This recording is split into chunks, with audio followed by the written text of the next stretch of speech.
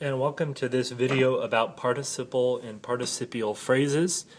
Today our objective is to identify participles and participial phrases. My name is Mr. Pritchard. A participle is a verbal. And a verbal is any word that comes from a verb but is used as something else. A participles are verbals that are formed from verbs and are used as adjectives, but other verbals are used as nouns or adverbs. One kind of verbal is the participle. So a participle is a verb form that could be used as an adjective.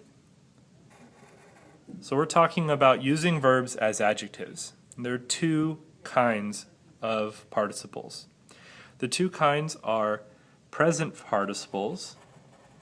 Present participles mostly end, unless the verb is irregular, they mostly end with ing.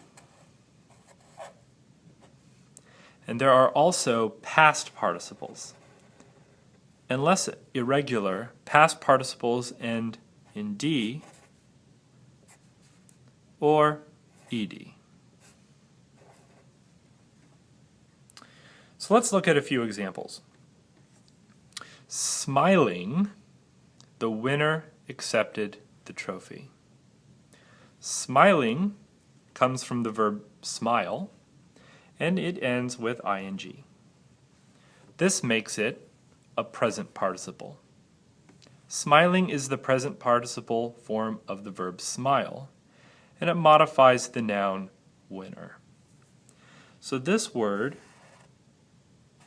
tells us more about the winner.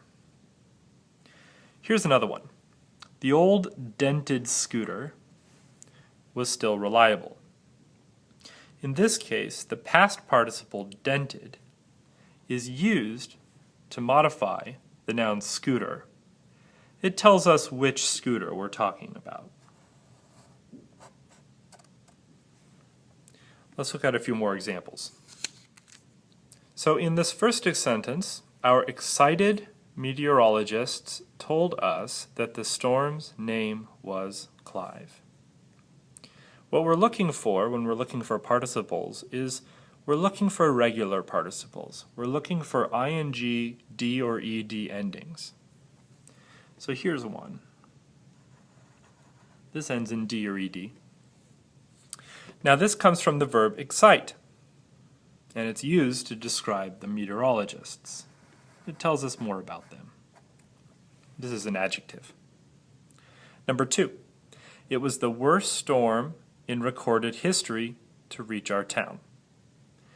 So let's look for those D or ED endings, or ING endings. Well, there are no ING endings in number 2, but there is a D or ED ending one. Let's make sure that it's a participle. Record is a verb, and now we have recorded, and it is used to tell us what kind of history we're talking about. So that is an adjective. Number 3, the worried townspeople hastily nailed up boards and filled sandbags. This one is trying to trick you. Let's look at it very closely. In this one, we have the word worried. Worried ends in D or ED. We also have words like nailed and filled. This one is tricky because worried is a participle. Worried describes the townspeople. It tells us what kind of townspeople or which townspeople we're talking about. But these words, nailed and filled, these do not describe the townspeople in the same way that worried does. Instead, these two things describe the actions that the townspeople did. That means that these are verbs. This is a sentence with two verbs, and the subject of that verb is the townspeople. Okay, So we just talked about participles. Let's talk about participle phrases. So a participle phrase consists of a participle and any modifiers or complements the participle has. The entire phrase is used as an adjective. So we're looking not only for the participle, this would be the past participle or a present participle, but also any modifiers or complements. We're looking at words that would describe this participle. So let's look at a few examples. Donning her mask, the catcher prepared for the big game. Here we have the present participle, donning, and we know that this is a present participle because it ends in ing, and it also is an adjective describing the catcher.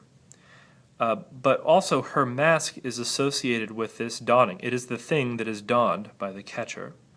So her mask is part of it. So donning her mask is one participle phrase that describes the catcher. Here's another one. News reported by the tabloids is often fictitious.